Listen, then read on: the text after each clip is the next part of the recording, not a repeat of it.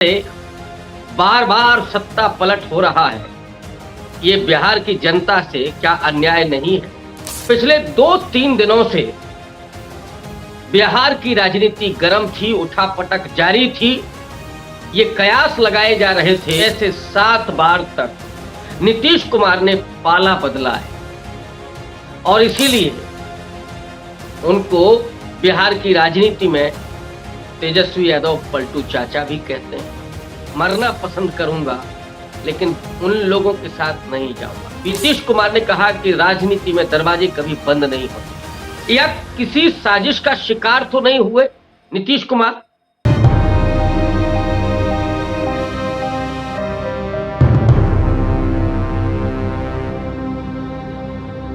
दोस्तों नमस्कार। देश नीति के इस विशेष कार्यक्रम अब होगा न्याय में मैं रविकांत आपका हार्दिक स्वागत करता हूं। बिहार में जो चल रहा है क्या वो वास्तव में वहां के लोगों के साथ न्याय करता है?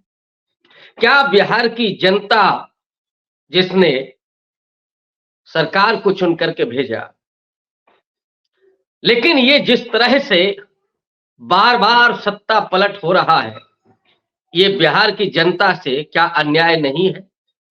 क्या इसे संविधान सम्मत माना जा सकता है? ये बुनियादी सवाल है। लेकिन जो राजनीतिक परिस्थितियां हैं उस पर तो विचार करना जरूरी है। पिछले 2-3 दिनों से बिहार की राजनीति गर्म थी, उठापटक जारी थी। ये कयास लगाए जा रहे थे कि नीतीश कुमार क्या पाला बदलेंगे या इंडिया अलायंस के साथ ही रहेंगे। नीतीश कुमार जिन्होंने इंडिया अलायंस को शुरू किया, एक तरह से वो उसकी बुनियाद है। पटना की बैठक से लेकर के और मुंबई की बैठक तक वो बराबर शामिल रहे। उनको कन्वीनर बनाया जाना लगभग तय था, लेकिन अचानक नीतीश कुमार कन्वीनर होने से इनकार करते हैं। वो कहते हैं कि लालू प्रसाद यादव ज्यादा सीनियर हैं, उनको कन्वीनर बनाया जाए। और वहीं से शायद इस बिहार की पटकथा लिखी जानी शुरू हो गई थी, जो आज दिखाई पड़ रहा है और अगले 2 दिन में जिसका पटाक्षेप हो जाएगा। अब लगभग तय हो चुका है बिहार में कि नीतीश कुमार एनडीए के साथ जाएंगे, बीजेपी के साथ जाएंगे और अब बीजेपी के साथ मिलकर के वो एक बार फिर से बिहार में सरकार बनाएंगे। 6 से 7 बार तक नीतीश कुमार ने पाला बदला है और इसीलिए उनको बिहार की राजनीति में तेजस्वी यादव पलटू चाचा भी कहते हैं। और 2 बयान आपको अगर मैं याद दिलाऊं कि पिछली बार जब महागठबंधन में नीतीश कुमार आए थे तो उन्होंने ये ऐलानिया तौर पर कहा था कि मैं मरना पसंद करूंगा लेकिन उन लोगों के साथ नहीं जाऊंगा, बीजेपी के साथ नहीं जाऊंगा। वो नीतीश कुमार आज फिर से भारतीय जनता पार्टी के साथ जाते हुए देख रहे हैं। एक और बयान जो कुछ महीने पहले अमित शाह ने बिहार में दिया था, उन्होंने बहुत डंके की चोट पर यह ऐलान किया था कि सुन लें नीतीश बाबू, लल्लन बाबू भी सुन लें कि अब नीतीश कुमार के लिए भारतीय जनता पार्टी के दरवाजे हमेशा के लिए बंद हो गए। लेकिन अब वो दरवाजे खुल भी रहे हैं, वेलकम भी हो रहा है। ये क्यों हो रहा है इस पर हम आगे चर्चा करेंगे, लेकिन जो समीकरण इस वक्त दिख रहे हैं उसमें नीतीश कुमार का फिर से सीएम बनना तय है। यानी बीजेपी के साथ उन्हें सरकार बनाने में कोई दिक्कत नहीं आने वाली। जेडीयू के 45 विधायक हैं, 78 विधायक बीजेपी के हैं और बहुमत के लिए 122 विधायक चाहिए। जीतन राम मांझी के 4 विधायक उनके साथ हैं। कुल मिलाकर के बहुमत से बड़ा आंकड़ा नीतीश और भारतीय जनता पार्टी के साथ। सुशील मोदी जो बीजेपी के जितने हैं उतने ही नीतीश कुमार के माने जाते हैं। और नीतीश कुमार ने कहा कि राजनीति में दरवाजे कभी बंद नहीं होते। एक और बीजेपी के नेता ने कहा कि दरवाजे बंद ही होते हैं खुलने के लिए। यानी फिर से वेलकम करेंगे अमित शाह नीतीश कुमार का, और नीतीश कुमार एनडीए के साथ आएंगे। अब सवाल ये है कि जिन नीतीश कुमार ने इंडिया अलायंस की शुरुआत की, वो यू टर्न क्यों ले गए? क्या ये उनका पुराना पलटासन है, या कुछ दिक्कतें इंडिया अलायंस के भीतर हो रही थी, या किसी साजिश का शिकार तो नहीं हुए नीतीश कुमार? पहली बात कि क्या इंडिया अलायंस में सब कुछ दुरुस्त नहीं था?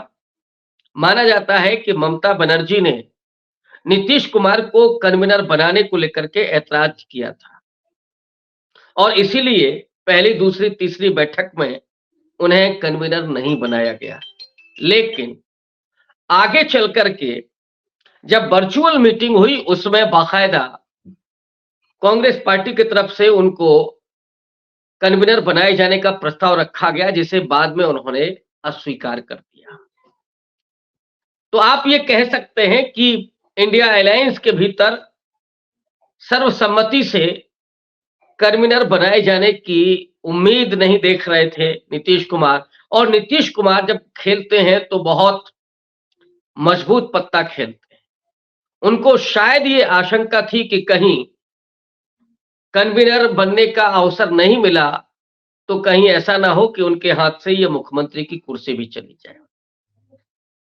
इसलिए उन्होंने ये पाला बदल करने की कोशिश की। लेकिन जो एक मजबूत थ्योरी अभी सामने आ रही है कि असल में नीतीश कुमार को बीजेपी में लाने की कवायद पिछले कई महीने से चल रही थी, और ये पूरा प्लान था कि नीतीश कुमार को वहां से ला करके एनडीए में शामिल कराया जाए, क्योंकि महाराष्ट्र, बिहार, बंगाल और कर्नाटक, ये 4 राज्य ऐसे थे जहां पे बीजेपी फंसी हुई थी।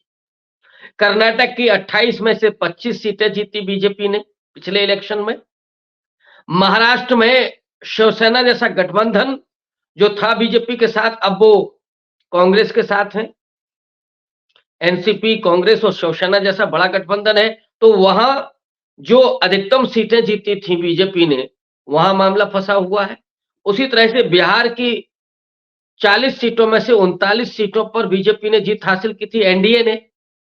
अब नीतीश कुमार के वहां से निकलने से वो सीटें फंसी हुई हैं। बंगाल में ममता बनर्जी ज्यादा मजबूत हुई हैं पिछले चुनाव की अपेक्षा, और जो 18 सीटें जीती थी बीजेपी ने, वो भी कहीं ना कहीं प्रश्नांकित हैं। ऐसे में नरेंद्र मोदी को पहले उन्होंने महाराष्ट्र को तोड़ा, जब शिवसेना में 2 फाड़ किया, एनसीपी में 2 फाड़ किया, और फिर अगला निशाना उनका था बिहार का, नीतीश कुमार का। और फिर एक ऑपरेशन नीतीश कुमार चलाया गया। उनके मोहरे बनते हैं अशोक चौधरी और संजय झा। इन लोगों ने पहले लल्लन सिंह को जेडीयू के अध्यक्ष से हटवाया, नीतीश कुमार को अपने भरोसे में लिया, और उनके कान भरे गए कि लल्लन सिंह तो आरजेडी की सरकार बनवाना चाहते हैं, तेजस्वी को जल्दी मुख्यमंत्री बनवाना चाहते हैं। जबकि यह माना जाता है कि लल्लन सिंह ऐसी शख्सियत हैं जो नीतीश कुमार के शुभचिंतक भी हैं, और वो नीतीश कुमार को कभी भी बीजेपी में नहीं जाने दे सकते थे, वही बीजेपी से लेकर के आए थे।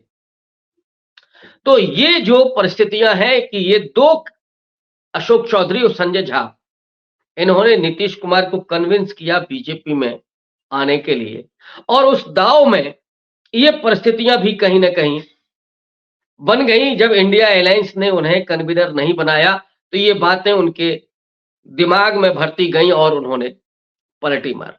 लेकिन अब सवाल ये है कि इसका फायदा क्या नीतीश कुमार को होगा, या बिहार में लंबे समय से भारतीय जनता पार्टी ये देख रही है कि उसे मुख्यमंत्री बनने का सपना नहीं उसका पूरा हो रहा है। जब तक नीतीश कुमार बिहार में है, तब तक भारतीय जनता पार्टी अपना मुख्यमंत्री नहीं बना सकती। जो खबरें आई कि नीतीश कुमार को 3 फॉर्मूले दिए गए, या तो वो खुद सीएम बने, या सीएम का पद वो बीजेपी को दे दें, या नीतीश कुमार कोई तीसरा भी काम करें। नीतीश कुमार ऑब्वियस है कि मुख्यमंत्री बनना उन्होंने स्वीकार किया कि मुख्यमंत्री वो रहेंगे, बीजेपी उनको सपोर्ट करेगी। पिछला जो चिराग पासवान को आगे करके बीजेपी ने जो खेल खेला था कि विधानसभा में नीतीश कुमार को केवल 45 सीटों पर समेट दिया था। असली खेल बीजेपी ने उस समय किया था। नीतीश कुमार क्या ये भूल गए होंगे कि उनको कमजोर किया गया? लेकिन अब अगला निशाना भारतीय जनता पार्टी के लिए नीतीश कुमार है। नीतीश कुमार को कमजोर करना ये बीजेपी का प्लान बी हो सकता है। लोकसभा में चुनाव जीतना, बीजेपी को और एनडीए में शामिल करके नीतीश कुमार को बिहार में मजबूत स्थिति बनाना और फिर सरकार हासिल करना 2024 की, और इसके बाद आगे चल करके 25 के पहले पहले नीतीश कुमार को नेस्तनाबूद कर देना, उनके पैरों की जमीन को खींच लेना। तो क्या भारतीय जनता पार्टी के जाल में पूरे तरीके से नीतीश कुमार फंस गए हैं? और इसमें जो नुकसान होने जा रहा है, ज्यादातर विश्लेषकों को मानना है कि सबसे ज्यादा नुकसान इसमें नीतीश कुमार का होगा और इससे आरजेडी को एक तरह की सिंपैथी मिलेगी। और आज जो आरजेडी की बैठक संपन्न हुई है, उस बैठक में भी तेजस्वी यादव ने जो बात कही है कि हम जनता के बीच में जाएंगे और लोगों को बताएंगे कि हमने क्या क्या किया है इस सरकार में लोगों के लिए, रोजगार कितना दिया है, इसकी बात करेंगे। और तेजस्वी यादव इस बीच में एक मंझे हुए खिलाड़ी के रूप में, एक बेहद कम उम्र के एक ऐसे नेता के रूप में उभरे हैं जो बहुत धैर्य के साथ राजनीति करते हैं। 2005 के पहले की तमाम परिस्थितियों का जिक्र नीतीश कुमार अपनी तमाम सभाओं में करते रहे, तेजस्वी यादव के सामने करते रहे, लेकिन कभी तेजस्वी यादव ने रिएक्ट नहीं किया। इसीलिए उनको माना जाता है कि बेहद समझदार किस्म के। और उस दिन जब कर्पूरी ठाकुर के 100वीं जयंती समारोह में नीतीश कुमार ने परिवारवाद पर हमला किया, ये कहते हुए कि कर्पूरी ठाकुर ने अपने रहते हुए राजनीति में अपने बेटे को आगे नहीं बढ़ाया। नीतीश कुमार कहते हैं कि हमने भी अपने परिवार के किसी व्यक्ति को नहीं बढ़ाया, लेकिन बहुत सारे ऐसे लोग हैं जो अपने परिवार को आगे बढ़ाते हैं। और ये जो वक्तव्य था नीतीश कुमार का, ये उस दरार को सीधे तौर पर रेखांकित कर रहा था। और उसके बाद लालू प्रसाद यादव की बेटी रोहिणी आचार्य ने जो 3 करारे ट्वीट किए, करारा हमला बोला नीतीश कुमार पर कि कुछ ऐसे लोग हैं जो हवाओं में अपनी विचारधारा को बदलते हैं। ये एक तरह से कहें गठबंधन टूटने की बुनियाद बनता है कि जब रोहिणी आचार्य ने इस तरह का ट्वीट किया, हालांकि शाम तक उन्होंने उसको वापस ले लिया था। लेकिन अगर ये ट्वीट ना भी होता तो भी नीतीश कुमार को यही करना था, नीतीश कुमार उसी तरफ जा रहे थे। लेकिन सवाल ये है कि ये नीतीश कुमार को कहीं भारी ना पड़ जाए और इसका जो सिंपैथी है वो तेजस्वी यादव को कहीं ना मिल पाए। लोकसभा चुनाव में तो हो सकता है कि नीतीश कुमार और बीजेपी को बिहार से सफलता मिल जाए, बड़ी सफलता मिल जाए, लेकिन विधानसभा चुनाव में नीतीश कुमार को बड़ा नुकसान हो सकता है और उसका बड़ा फायदा तेजस्वी यादव को हो सकता है। बीजेपी तो ये चाहती ही है कि पहले नीतीश कुमार को बिहार की जमीन से खत्म किया जाए और उसके बाद एक छत्र आरजेडी के सामने लड़ा जाए और फिर वो जो उसका दशकों पुराना सपना है कि बिहार में मुख्यमंत्री बनाना, वो उसमें कामयाब हो। तो बिहार में आगे क्या होगा? अगले 2 दिनों में सरकार बदलेगी, नीतीश कुमार फिर से शपथ लेंगे। ये घटनाक्रम पर मेरी नजर रहेगी और आपको मैं अपडेट करता रहूंगा। आप देखते रहिए देश नीति। शुक्रिया।